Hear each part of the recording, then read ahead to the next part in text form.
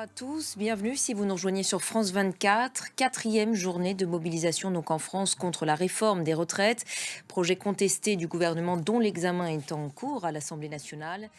Je vous le disais également en titre, le bilan des violents séismes qui ont touché la Turquie et la Syrie ne cesse de s'alourdir, plus de 25 000 morts.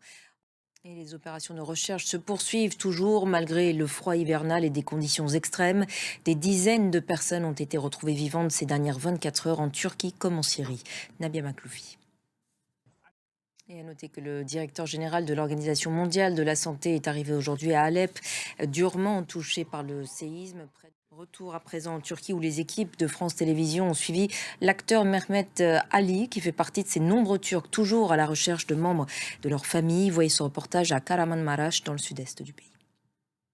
Voilà, et pour être complet sur le sujet, sachez que la Turquie annonce l'arrestation de 48 personnes pour pillage dans les zones sinistrées. Également à la une de l'actualité, la libération d'un certain nombre de personnalités en Iran, parmi lesquelles des avocats ou des journalistes arrêtés ces derniers mois dans le sillage du mouvement de contestation qui a suivi la mort de la jeune Mahsa Amini. Par ailleurs, un rassemblement était organisé cet après-midi à Paris. Des centaines de personnes se sont réunies place Vauban en soutien au mouvement de contestation qui dure depuis des mois en Iran et dont le point de départ, je le rappelle, a été l'interpellation mortelle de la jeune Mahsa Amini par la police des mœurs. Nabia Makloufi. Le bilan s'est alourdi à Jérusalem au lendemain de l'attaque qui a touché un quartier de colonisation juive. Allez, tout autre chose. À présent, les victoires de la musique ont été décernées la nuit dernière à la scène musicale près de Paris et ce sont des habitués qui ont été une nouvelle fois récompensés.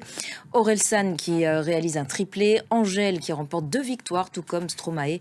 Consécration d'ailleurs de son comeback après une pause causée par un burn-out. Retour sur cette soirée avec Nicolas Lemarinier. Et c'est la fin de cette édition. Merci de l'avoir suivi.